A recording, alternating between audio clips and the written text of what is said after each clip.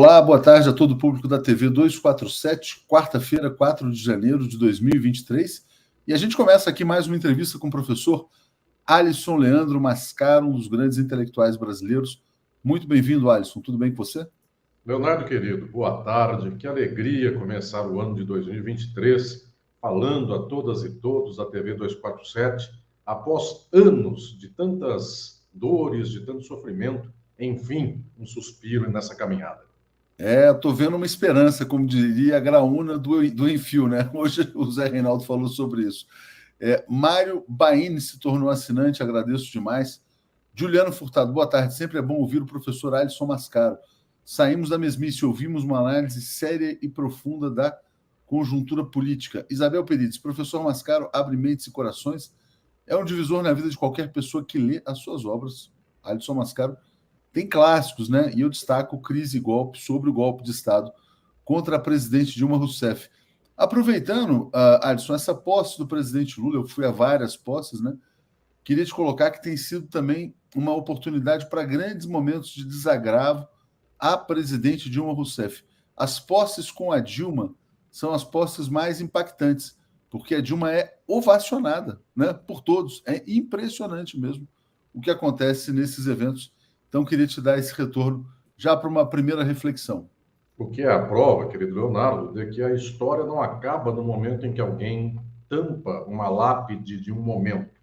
Ela é uma história de médio e longo prazo, e esta história pode ser resgatada por nós. Por isso, a história não é ganha, só porque nós lutamos e lutamos bem, lutamos pelo sentido progressista.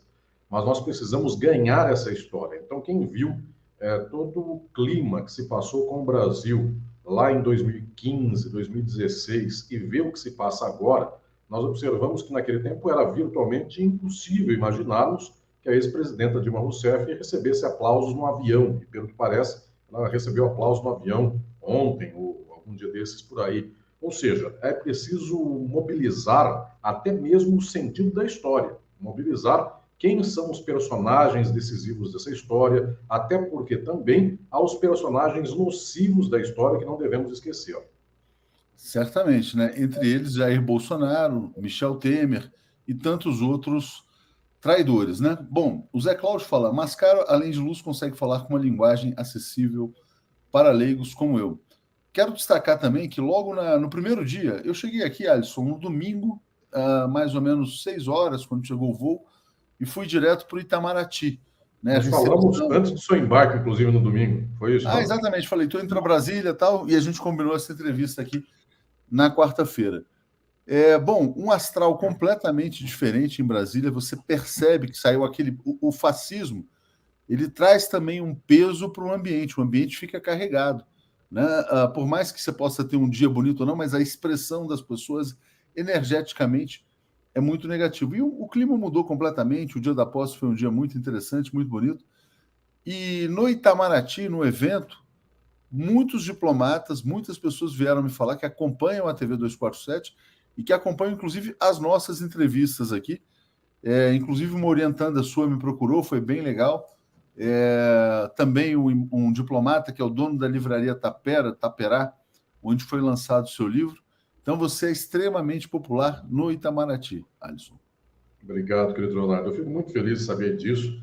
É uma alegria muito grande. E essa repercussão, inclusive, desse diálogo mensal que o Leonardo tem comigo aqui no 247, tem sido impressionante. Leonardo, eu quero lhe dar em primeira mão, inclusive, a notícia de que daqui 3 meses sai o meu livro de entrevistas, que compila 20 anos de entrevistas minhas para órgãos de imprensa do Brasil, enfim, esses jornais aí tradicionais, televisões, e várias entrevistas da TV 247 foram transcritas, inclusive, para este livro. Então, para mim é um orgulho muito grande ver essa trajetória das nossas entrevistas, o impacto que elas têm no Brasil, e gente que me diz assim, eu tenho o parâmetro do mês a partir do seu pensamento. O Leonardo sabe disso. Antigamente, a direita tinha esse parâmetro nos artigos do Fernando Henrique Cardoso no Estadão.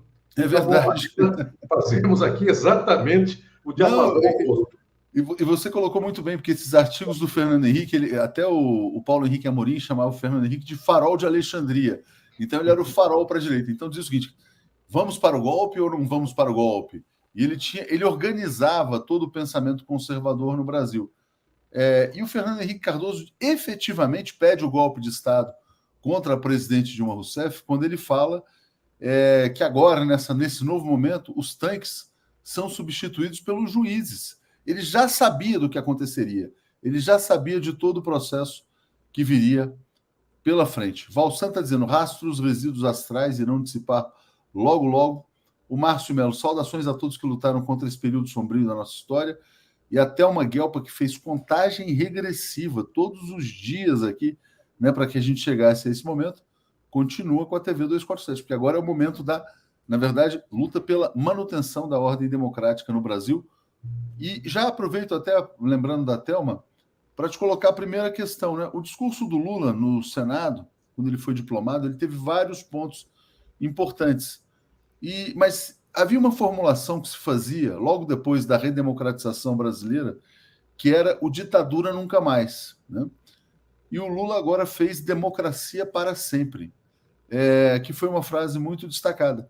Então, queria te ouvir sobre isso, democracia para sempre, como garantir democracia para sempre no Brasil.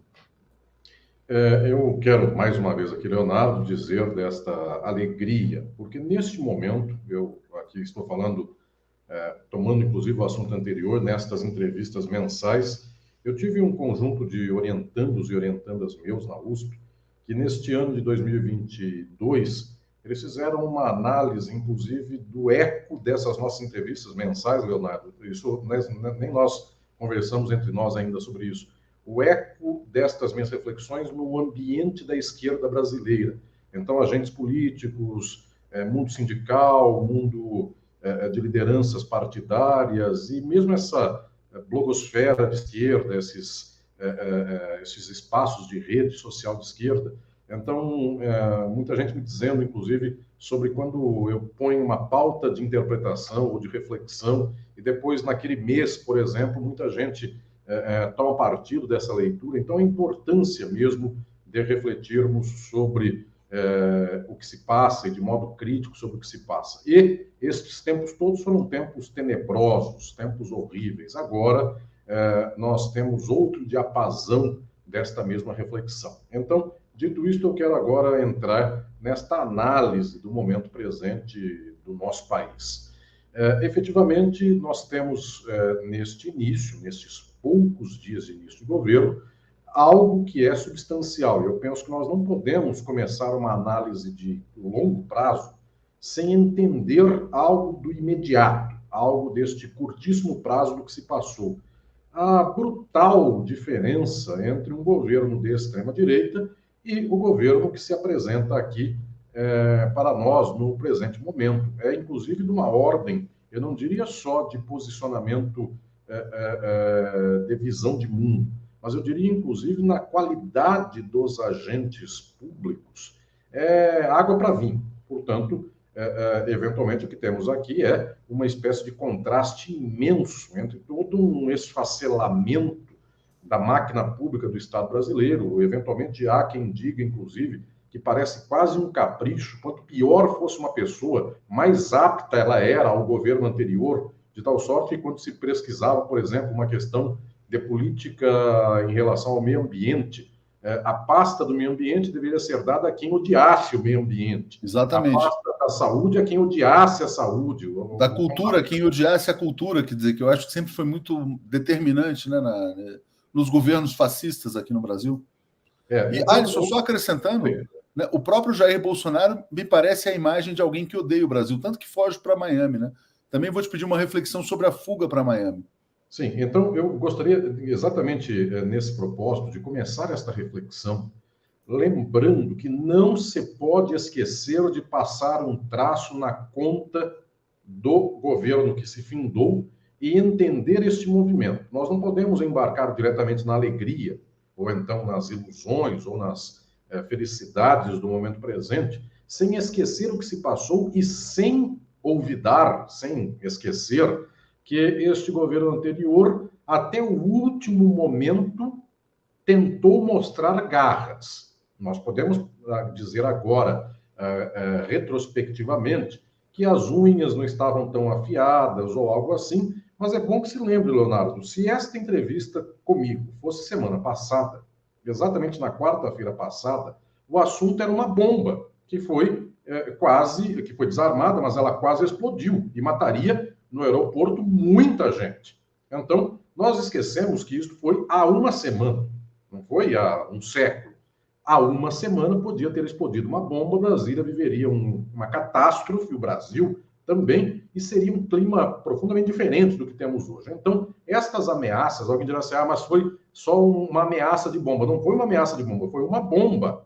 Então, o que estou dizendo é que este movimento, ele existiu, ele foi real, ele foi concreto, e nós não podemos imaginar que simplesmente as instituições venceram, porque um pedaço disso foi um movimento social de luta, um movimento de muita gente, daquilo que a ciência política de direita chama de sociedade civil, mas eu explicando aqui em termos mais concretos, não foi a ação institucional, porque um pedaço disso teve ação institucional, é óbvio. Tivemos aí, até no STF, pessoas que foram muito valiosas para esse momento da luta política do Brasil. Mas eu lembro da sociedade dita civil, ou seja, quem está fora do Estado, e lembro o papel do 247, lembro o papel do Leonardo, de todas e todos os 247, porque o 247, junto com outros órgãos, mas falo aqui do 247, que é o mais importante, o 247 mobilizou e amalgamou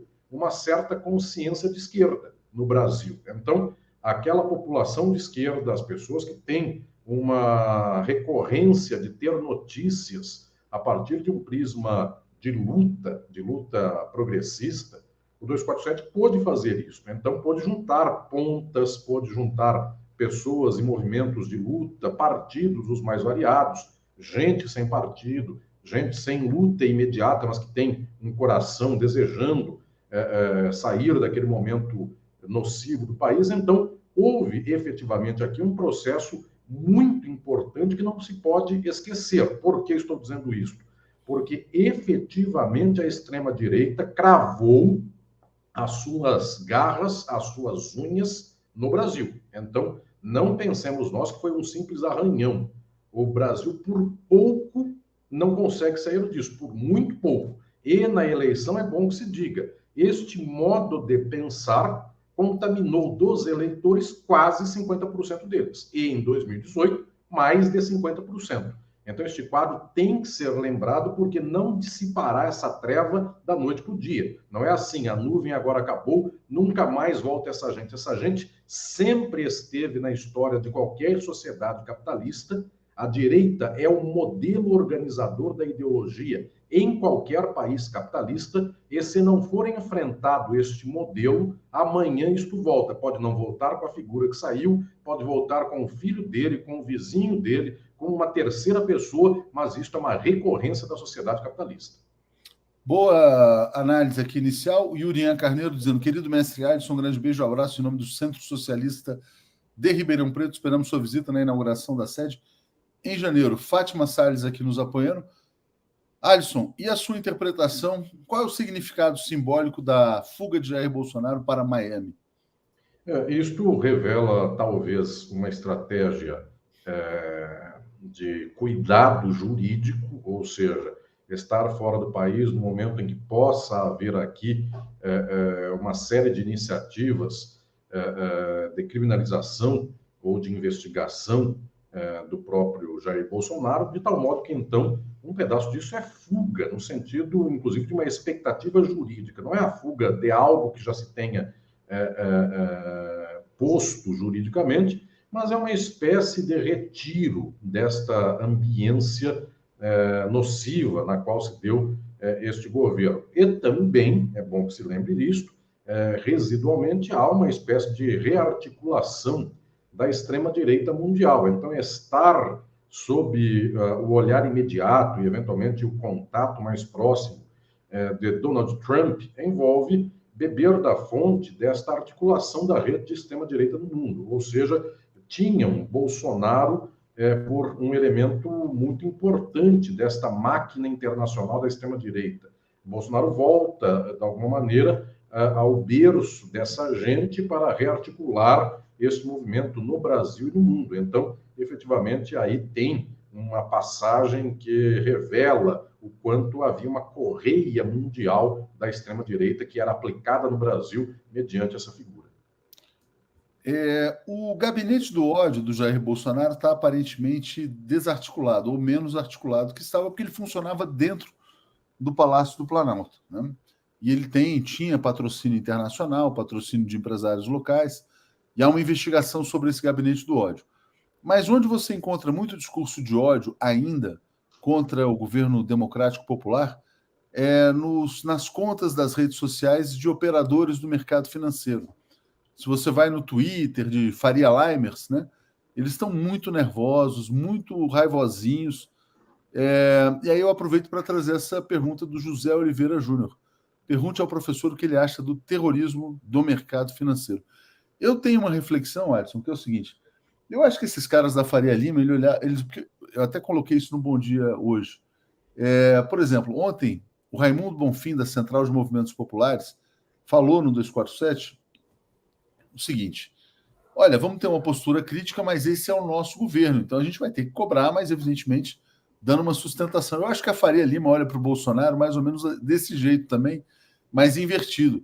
Não, ele é feio, ele é estúpido, ele é grosso, ele é fascista, mas é o nosso presidente que trabalhava para a gente, né? O que você acha do terrorismo de mercado, então, já te passando para a pergunta do José Oliveira? Esta reflexão emenda com a anterior, na medida em que a estrutura do bolsonarismo tinha metade dela nestes elementos, eu diria, toscos desta postura de extrema-direita. Então, gente que vinha do mundo de milícias, este baixo extrato cultural dessa gente machista no sentido vulgar da palavra, enfim, estas expressões como imbrochável, coisas mais nesse nível, enfim, tudo isso revela que era uma espécie de lumpen cultural, lumpen social que articula muita gente no Brasil. Mas só isso não ganhava uma eleição, só isso não sustentava um governo como este.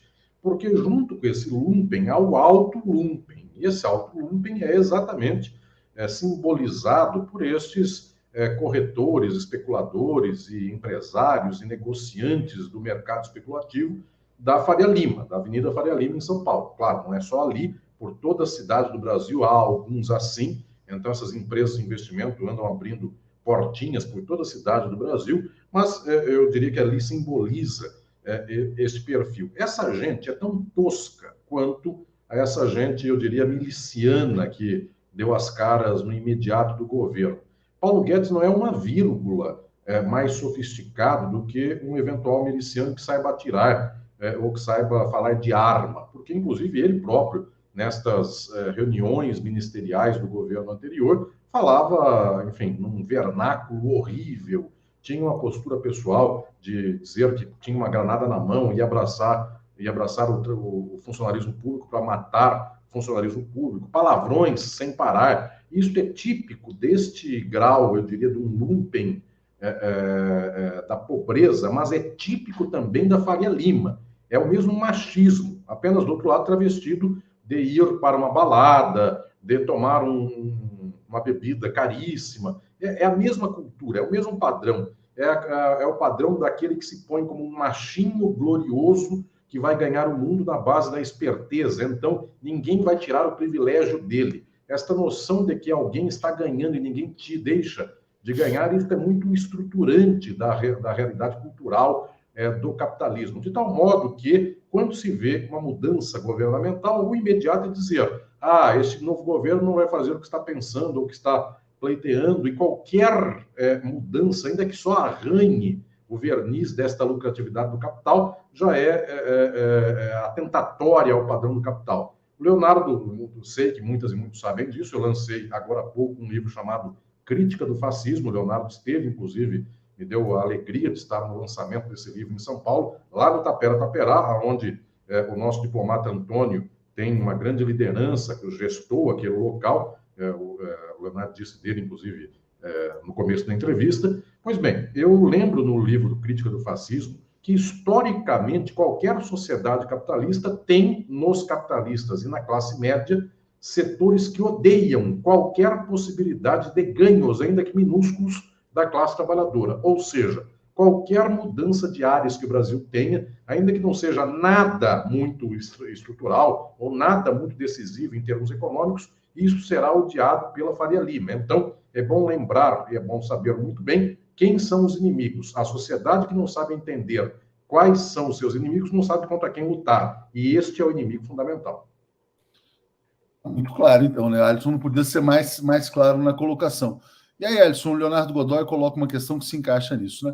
Como o governo Lula pode fazer frente aos interesses das frações burguesas nacionais do agro e do capital financeiro que ainda são bolsonaristas? Como enfrentar? E aparentemente, né, se a gente olha os discursos, as ações, a intenção do governo Lula não parece ser de conciliação total, parece ser de algum grau de enfrentamento também. Diga, Alisson.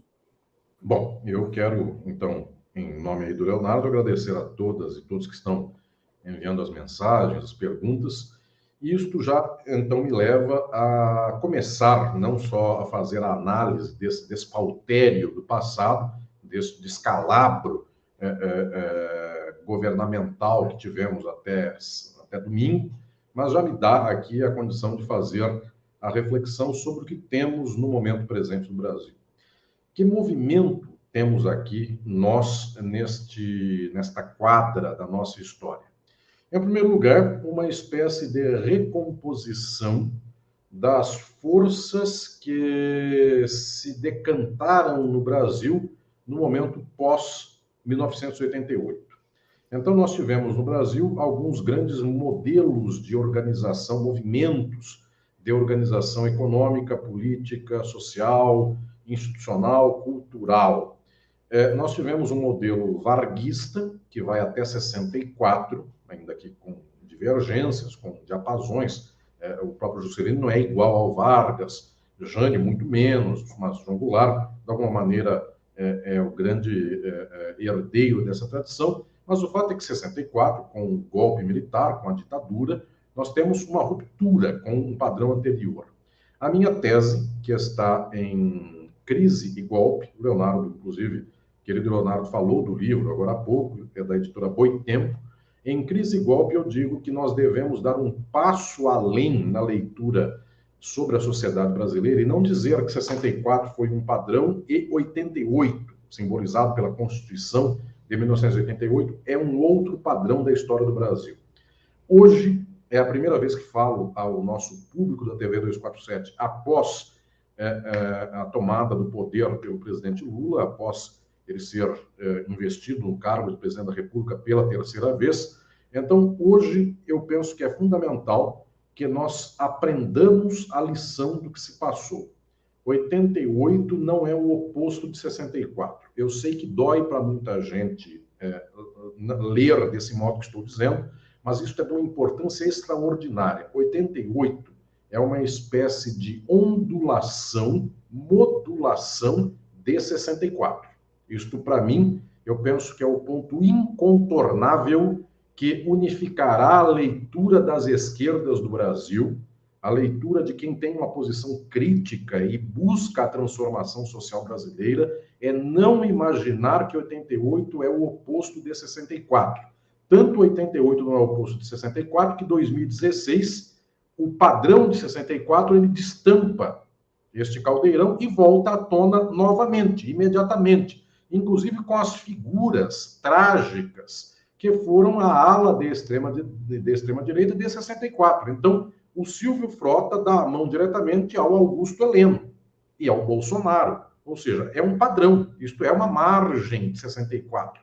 Essa margem não se esgotou em 88. Esta margem continuou, esta margem voltou à tona, inclusive de um modo pelo qual ela só estava à tona na década de 60, no período da década de 60 da ditadura, os governos, eventualmente, de Costa e Silva e Médici, tanto é que o próprio Geisel era a outra margem do mesmo rio da ditadura, horrível também, mas outra margem. Então, o que estou dizendo é que nós vimos um movimento concreto de que 64 é o leito do Rio do Brasil, não é 88. Eu penso que se nós tivermos a capacidade de termos entendido esta estruturação da sociabilidade brasileira, nós aprenderemos a lutar no atual momento. Eu estou falando do passado para falar do presente. Por que estou dizendo isso? Porque se 64 é o padrão, o modo pelo qual a economia brasileira se estabeleceu em 64 é o mesmo modo que temos até hoje. Então, isso aqui é decisivo, porque este modelo estrutural, obviamente, ele tem variações. Ele tem algumas modulações. No tempo da ditadura militar, nós tivemos o arroxo salarial. Eu falei aqui do Geisel, mas lembremos que o período de Geisel, o período de João Figueiredo, foi o período do arroxo salarial do Brasil, o maior arroxo, que começou com Castelo Branco, perpassou toda a ditadura. A classe trabalhadora do Brasil, ela perdeu qualidade, inclusive, de rendimentos, quase que pela metade, se não mais do que a metade do que tinha em 64, foi o resultado de 85, quando Sarney toma o poder. Então, o que temos aqui é um quadro que em algum momento tivemos um arroxo salarial. Depois nós tivemos um grande período de neoliberalismo, que vai com Collor, Itamar Franco, Fernando Henrique Cardoso, início do governo Lula, porque o início do governo Lula foi neoliberal, então Antônio Palocci, Henrique Meirelles, e depois nós tivemos uma mudança de padrão no primeiro e segundo governo Lula. É um padrão neodesenvolvimentista, um padrão intervencionista que eu chamaria de uma margem esquerda do neoliberalismo, não de uma margem direita. Pois bem, depois disso, nós tivemos ainda o governo Dilma, que teve no primeiro mandato o padrão à esquerda, da margem esquerda do neoliberalismo, e no segundo mandato ela toma uma política, e ela é levada também numa pressão social a tomar o outro lado desta política neoliberal, e então nós vimos explodir o golpe, vimos Temer e Bolsonaro levando o neoliberalismo ao extremo. Isto que temos hoje no Brasil, no imediato deste momento, é uma recomposição das margens do rio para trazer o Brasil a uma espécie de margem esquerda do neoliberalismo. Então, não há nenhum movimento de tomada de empresas privatizadas, não se percebe que vai se reestatizar a Petrobras, vai se manter como está, vai estancar a privatização, não tem nenhuma privatização mais, isto é a esquerda desse movimento neoliberal. Então, o que nós temos aqui já é uma espécie de retomada do que o Brasil foi em 2008, 2010, 2012. É muito imediato, que é como se fosse aqui, nestes primeiros dias de mandato, é como se fosse uma retomada daquele período. Ou seja, como falávamos ontem, apenas tem 10 anos de diferença do ontem para o hoje. Mas o caldo de cultura que está animando a política brasileira no atual momento é um caldo de cultura que lembra 2010, a passagem de Lula para Dilma. Então, uma certa cultura nesse nível. Naquele tempo, Guido Mantega não era execrado como é hoje. Naquele tempo, ele foi, inclusive, alguém muito louvado, porque conduziu a economia do Brasil não pelos caminhos daquela dos Estados Unidos, a crise de 2008. O Brasil passou, de um certo modo, distinto por essa crise. Então, nós estamos voltando a esse momento. Só por que estou lembrando isso, no entanto? Porque se estou falando que 88 é uma modulação de 64, isto quer dizer que as estacas que mandam no país, que controlam o país, estão todas iguais ainda conforme 64. Quais são? Latifundiários e agronegócio. Eles continuam mandando no país. Bancos, eles continuam mandando no país. Especuladores continuam mandando no país. Mídia empresarial capitalista. Ela domina menos, mas continua mandando no país, tentando nomear ministros, tentando modular ministros e coisas mais. O que eu estou contando, e todo o quadro, claro, cultural, social, o país continua um país de leitura de mundo conservadora, o país continua controlado mediante um horizonte social muito repressivo. Então, os quadrantes gerais do país continuam igual. Nós podemos trazer para a margem esquerda desse quadro? Podemos, e me parece que será o movimento, inclusive, que se anuncia por este governo. A pergunta decisiva de todos nós é: poderemos ultrapassar a margem esquerda do neoliberalismo? Poderemos mudar a estrutura social? E mudar a estrutura social necessita aqui dizer que isto representa mudar 64. Poderemos mudar os militares? Poderemos mudar a estrutura fundiária do Brasil? Poderemos mudar o domínio financeiro especulativo do Brasil? Este é o horizonte do médio prazo, que me parece que deve ser o horizonte da luta da esquerda brasileira necessariamente. Então, temos um movimento agora, mas temos o movimento decisivo, que é este que, a partir de agora, devemos queimar nossa energia, criar as ações e as buscas práticas de movimento social, político, institucional, para fazer com que nós voltemos aqui, não só a 88, mas que nós, inclusive, superemos 64. Bom, Alisson, a gente está num momento festivo, né, de festa, e você traz reflexões para o médio e longo prazos, né? Quer dizer, acho que é importante a gente insistir nesse tema ainda. Antes, quero agradecer aqui a Fátima Salles, dizendo: Alisson, um dos maiores intelectuais do nosso tempo, sempre oportuno ouvir suas contundentes análises, parabéns. Silvana, boa sorte ao presidente Lula. Nelson Filho, Lula deveria revogar a lei de FHC que liberou totalmente o spread. Antes havia um percentual máximo entre a taxa Selic e os juros nos empréstimos aos cidadãos desde o tempo da ditadura. Fátima Salles dizendo também que mestre Mascaro, Salvador aguarda a sua presença, e o biólogo socialista dizendo: olha, saudações camaradas, recebeu meu livro, Um Irritante Necessário? Tenho que ver lá em São Paulo, estou em Brasília, desejo um 23 de muitas vitórias e viva o Brasil 247. Obrigado. Fátima também dizendo: que maravilha ouvir análises preciosas e didáticas, excepcional intelectual dos nossos tempos. Alisson, então vamos lá. Esse é um momento festivo, né? Porque realmente a gente sai do pesadelo, do pânico, do horror, da barbárie, né? Que era a situação, e a gente vem para uma situação que você vinha chamando nas entrevistas anteriores de um remendo, né? Olha, um band-aid aí no neoliberalismo. Mas, na sua opinião, o presidente Luiz Inácio Lula da Silva, ele está tendo uma visão total do quadro do que está por trás da verdadeira barbárie, que a barbárie vai muito além do Bolsonaro, de que essa barbárie, por exemplo, chega na Faria Lima, ou chega em Wall Street, ou chega no latifúndio, como você colocou? Eu nunca, querido Leonardo, quero também, cumprimentando a querida Fátima Salles, cumprimentar novamente a todas e todos que estão enviando mensagens. Este ano, ia falar ano que vem, estamos em 2023. Este ano, Fátima e vocês, queridas e queridos da Bahia, eu farei evento aí em Salvador para fazer o lançamento do livro e abraçar todas e todos soteropolitanos e baianos. Será uma alegria estar com vocês. Eu penso que é fundamental não fazermos a análise do movimento social naquilo que se chama de individualização da estrutura da dinâmica social, e não tampouco do moralismo, que é tipicamente liberal essa análise. A minha questão decisiva aqui é o movimento da reprodução social do capitalismo e da sociedade brasileira. Então, neste movimento, não é só o presidente Lula.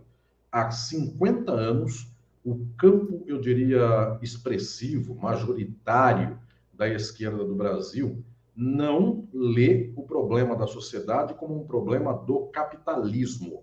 Isto não é a figura só do presidente Lula, isto é a esquerda de modo geral. A esquerda não fala que o capitalismo é o problema, a esquerda fala que algumas políticas públicas são problema e, portanto, contra uma política pública, outra política pública, de sentido contrário. Então, uma política pública de aumento do porte de arma se resolve com uma política pública de diminuição do porte de arma. Ou seja, o que estou dizendo é que existe um certo rebaixamento cognitivo da esquerda mundial. Também não tomem, minhas queridas e queridos, como se isso fosse um atributo só do Brasil. Isso é um atributo do mundo inteiro, da Europa, da América Latina, da África, da Ásia, dos Estados Unidos da América. Por todo lado, a esquerda lê o mundo desse modo. Lê o mundo como se fosse um campo político neutro das instituições, no qual se deve fazer uma luta por políticas públicas. Pois bem, este campo é o que eu chamo campo da disputa liberal de mundo. Me parece que todo o movimento majoritário da esquerda do Brasil, bem como dos Estados Unidos, bem como da Argentina, de variados países do mundo, me parece que esse movimento não aquele que se apresenta como colocando em combate o capitalismo. Me parece que ele combate efeitos do capitalismo e, portanto, ele aponta contra certas políticas públicas outras políticas públicas. Este horizonte, ele não me parece que tenha sido mudado. que esteja transformado. Isso, infelizmente, para nós, porque as esquerdas do mundo ainda disputam as instituições e creem que, tomando poder nas instituições, a caneta muda o mundo, ou a caneta muda alguma coisa desse mundo. O que me parece, no entanto, Leonardo, eu não quero só aqui falar de tristeza, eu quero dar, inclusive, uma lufada de janela aberta para o nosso tempo. O que me parece é que esta mudança de ação e de compreensão de mundo, ela não se deu na atualidade. Então, o que estou dizendo é que o PT volta ao governo mais ou menos como deixou o governo em 2016. Eu estou falando nos termos de leitura de mundo, termos de horizonte de mundo e mesmo de articulação de movimento político. Então, o PT percebeu em 2016 que um pedaço da sua queda se deveu a um arranjo, eu diria, no campo do Congresso Nacional, no qual lhe faltaram votos. Então, para evitar isto, agora, em 2023, dão-lhe condições de ter votos. Então, o que estou dizendo é que essa disputa é institucional. E, claro, ela não pode ser esquecida. Se alguém não tem votos, se alguém não tem maioria no Congresso, como ele pode se sustentar? O impeachment vem no primeiro minuto. No entanto, a outra dimensão é a dimensão de que quem sustentou a resistência não foi a direita dita não bolsonarista que agora embarcou no governo. Quem sustentou a resistência foi um movimento expressivo daqueles do povo que puderam falar contra o golpe de 2016 e sofreram consequências desse golpe. Então, nesse sentido, tem que haver uma articulação do próprio governo, se pretende ser um governo de esquerda, com as massas. E como está essa articulação? Por isso que eu volto a falar que agora eu vou abrir uma certa fresta nessa janela. Como está essa articulação? Eu diria que essa articulação, ela existe, apenas ela existe numa certa configuração e não em outra. Eu estou dizendo isto para que as minhas companheiras e companheiros que estão me escutando e me vendo nesse momento possam, inclusive, começar a deslindar quais serão os nossos horizontes de luta a partir de agora. Existe uma articulação desta esquerda liberal, institucional, com as massas? Alguma existe. Tanto é que a prova disso é domingo, é a própria posse do presidente Lula. Olhem a multidão que estava por lá, uma multidão expressiva, pode não ter sido a maior de todas, mas dadas as circunstâncias que tinha até bomba e tinha que observar um por um, se não carregava peixeira, faca, pedra, qualquer coisa assim, era uma multidão expressiva. Não é a quantidade aí que estou dizendo, mas gente entusiasmada, gente do Brasil inteiro. Eu recebi mensagem de gente do Brasil inteiro dizendo, estou em Brasília, mestre Alisson, mandando um abraço de ano novo, estou aqui, etc e tal. Muita gente emocionada. Pois bem, algum grau de articulação com as massas há, com os sindicatos, com os movimentos da classe trabalhadora, com os movimentos dos povos originários, negros, negras, LGBTQIA+, movimento feminista, existe essa articulação. A questão decisiva é, existe alguma movimentação de direcionamento de mobilização social de massas? É isso que não existe.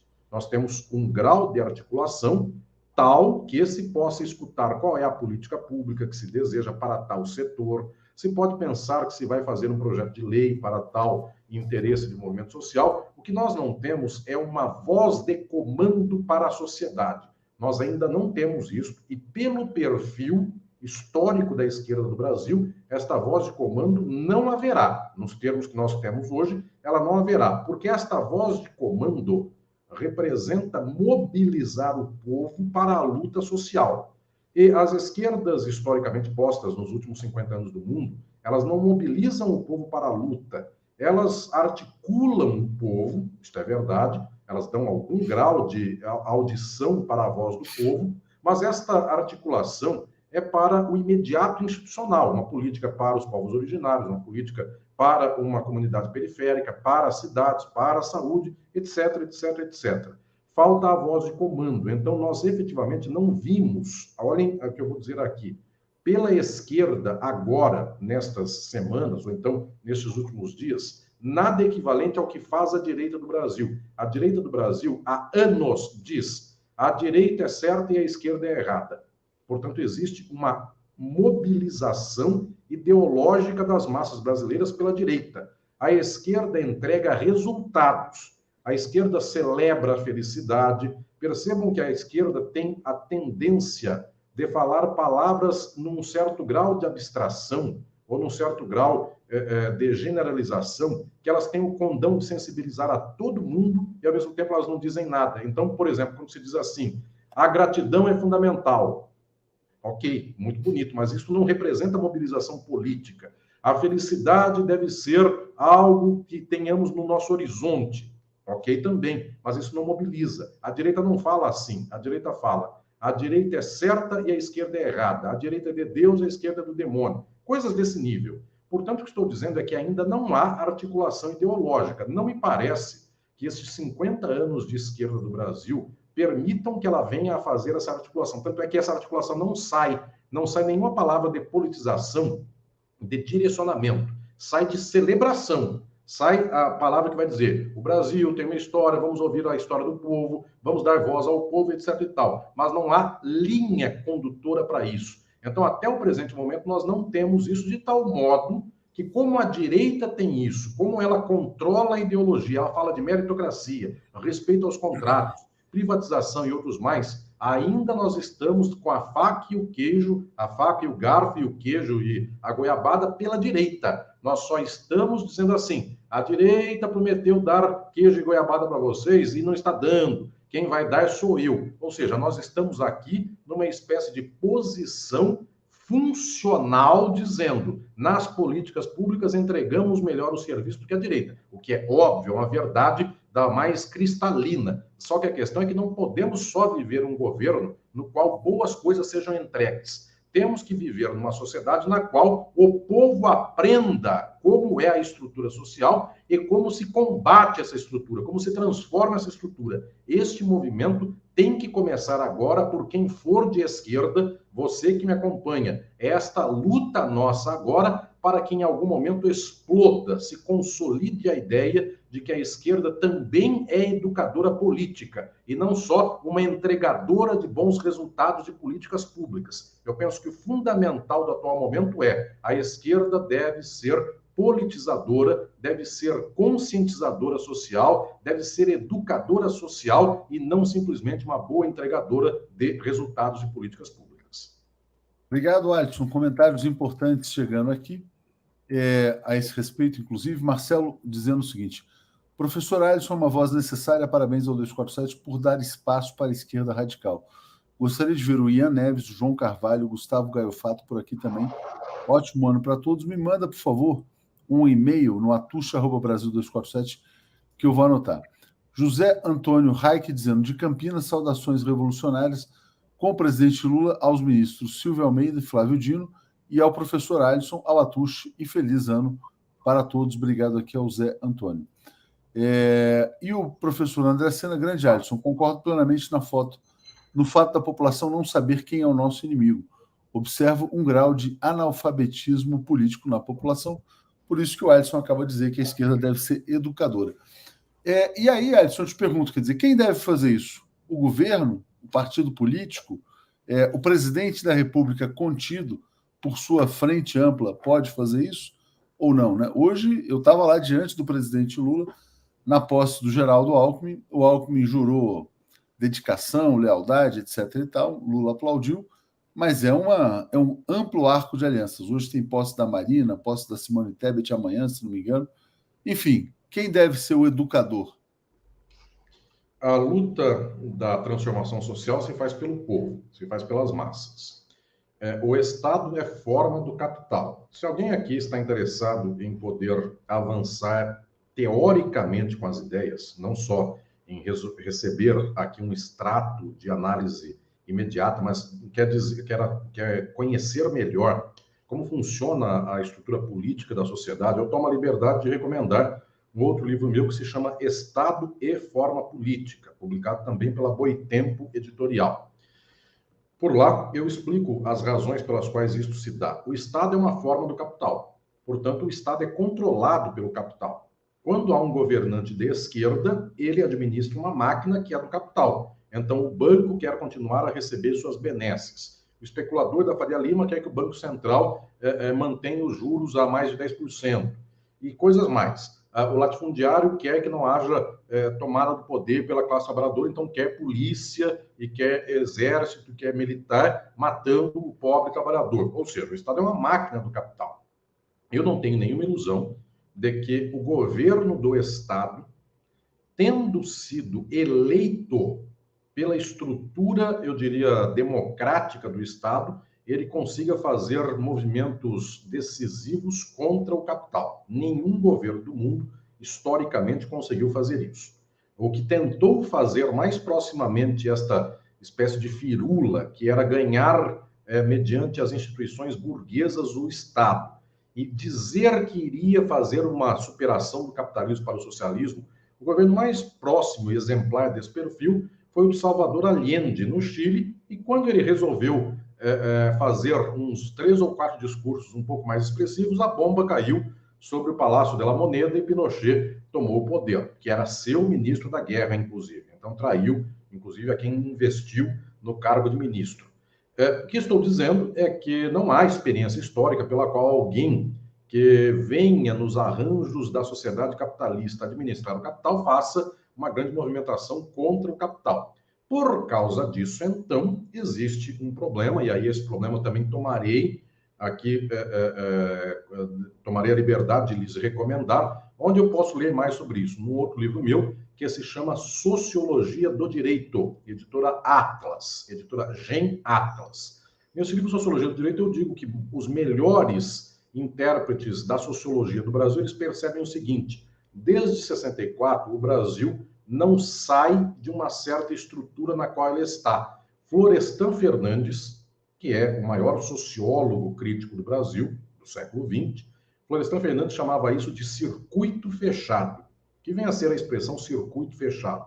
Companheiras e companheiros de esquerda, eu recomendo, inclusive, que leiam esse meu livro, Estado de Forma Política com Sociologia do Direito, para entender o que estou falando sobre o circuito fechado que é anunciado por Florestan Fernandes. A gente vai para uma margem esquerda, uma margem direita, vem o Lula, vem a Dilma, e depois vem Temer e Collor, vem o Lula de novo, daqui a pouco vem Temer e Bolsonaro, daqui a pouco vem uma outra figura pela direita, e a gente está sempre nesse jogo que chuta para lá, chuta para cá. Um ganha uma política pública aqui, outro vem depois e destrói a política pública ali. É um certo circuito fechado, sempre controlado pelo capital, sempre controlado pelo latifúndio, sempre submetido ao imperialismo estadunidense. Pois bem, este padrão já vem há 60 anos no Brasil. Tanto é que o Brasil não tem grande industrialização na maior parte desse período. A industrialização veio do tempo do Vargas, do Juscelino, o final do Goulart. Então não teve grande movimento aqui de mudança, de câmbio social no Brasil. Teve ferida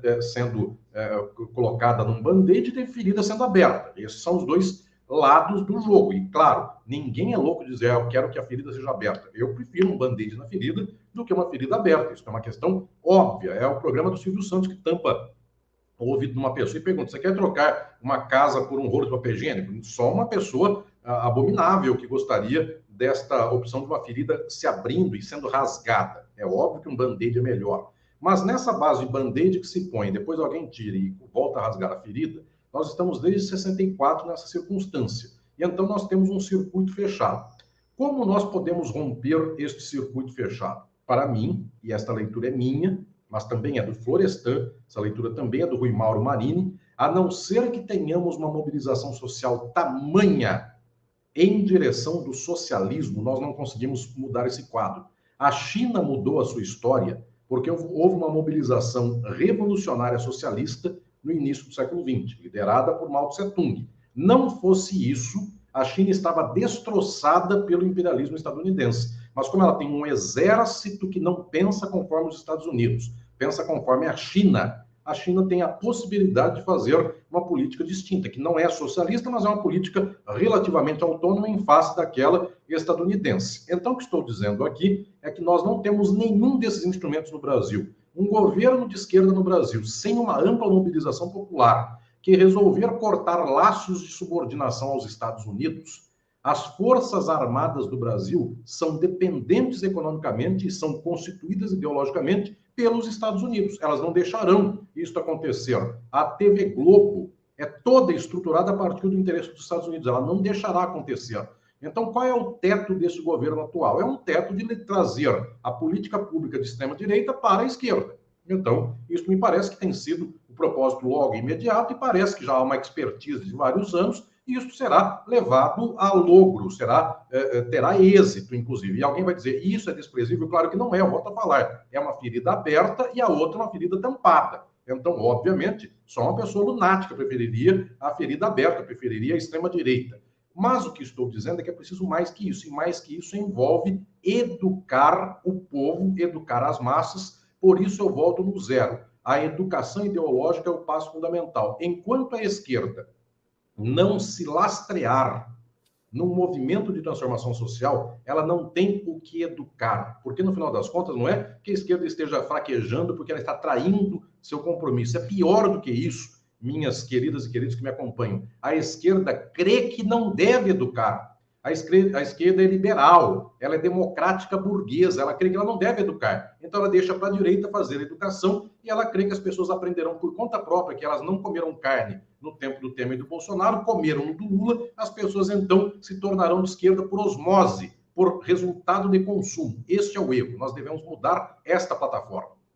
Muito bom, Alisson. Muito obrigado também ao Zé Antônio Raik, nosso novo assinante.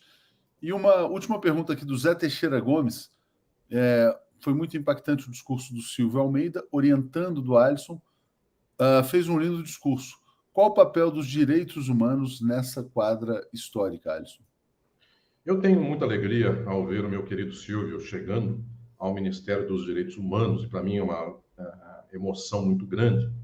Há 20 anos, querido Leonardo, eu comecei esta minha, mais de 20 anos, quase 25 anos, eu comecei esta minha trajetória de intelectual público para abrir um tempo histórico de reflexão no Brasil e no exterior, para que nós saíssemos das contradições desta esquerda dentro das amarras institucionais. E eu tive a alegria e tenho de receber aqui no Brasil gente do exterior. Eu tive muitos orientandos do México, da África, da Argentina, de países da África como Angola, da América Latina, da Europa. Agora faz um mês e meio eu recebi um grande intelectual da Inglaterra que veio fazer uma longa reportagem, inclusive, sobre as minhas ideias, enfim, e tenho a alegria de ver gente do mundo inteiro vindo a mim, e do Brasil em especial, gente de todo lado. Então, eu tive uma orientanda, Luciana Genro, que foi candidata a presidente da República, hoje é deputada, eu tenho presidentes de sindicato, que são meus orientandos, eu tenho pessoas mobilizadas na luta institucional, acadêmica, que são meus orientandos e minhas orientandas, e o meu querido Silvio, que agora se torna ministro. Para mim é muita alegria ver nesses 20 anos, 20 e tantos anos em que eu tenho conduzido a reflexão do pensamento marxista para os campos aqui do Estado, da política, da filosofia, do direito, sobre o capitalismo e as instituições capitalistas no Brasil e no mundo. Para mim é muito feliz ver esses meus pupilos e pupilas podendo levar algo dessa semente por aí. Então, o discurso de ontem foi muito bonito, eu fico muito feliz com isso, e, de fato, pensar os direitos humanos não é só se agarrar naquelas que são as instituições, imaginando que elas darão os direitos humanos. Quantos nós já tínhamos declarados e quantos o golpe de agora destruiu de um modo avassalador. Então, pensar os direitos humanos é pensar a sua articulação com as lutas sociais. Eu posso dizer, querido Leonardo, que vendo toda essa geração de quem pensa a partir das minhas ideias, de quem fala a partir dos meus livros, me acompanha. Eu sei que muitas e muitos falam, como é que eu posso também me tornar um pupilo do professor Alisson? Enfim, procurem por aí. Eu sempre deixo portas abertas na universidade, procurem por lá pelas redes sociais, a minha molecada que administra, enfim, sempre portas abertas por onde quer que eu esteja. Enfim, é sempre uma alegria receber todas e todos. Para mim é uma alegria grande poder imaginar e poder ver que, eventualmente, nós poderemos, no médio prazo, não mais nos limitarmos a um horizonte de mundo que busca apenas reconfortar o quadro do capitalismo com alguns remendos. Para mim, eu penso que, no médio prazo, nós escreveremos a história das lutas de esquerda do século XXI como uma história revolucionária. O horizonte nosso é a transformação social. Com certeza, Alisson, você colocou muito bem. E eu estava refletindo quando você falava sobre os direitos humanos, nessa questão, né, de. Porque, assim, quer dizer, vamos pegar o eixo do discurso do Silvio Almeida, quando ele coloca assim, quer dizer, que as pessoas importam, que são, na verdade, relevantes para este governo. É uma negação, de certa maneira, do neoliberalismo que passa por cima de tudo e de todos, né? Quer dizer, então, eu acho que essa afirmação é importante, ainda que na sua crítica possa ser ainda um remendo, né? E não uma transformação total da sociedade. Deixa eu mandar um abraço aqui para Andréa Zulato. Léo, nos conhecemos ontem pessoalmente na posse do Paulo Pimenta. Foi uma honra te encontrar. Eu fiquei muito feliz assim com todas as pessoas que eu conheci, que encontrei.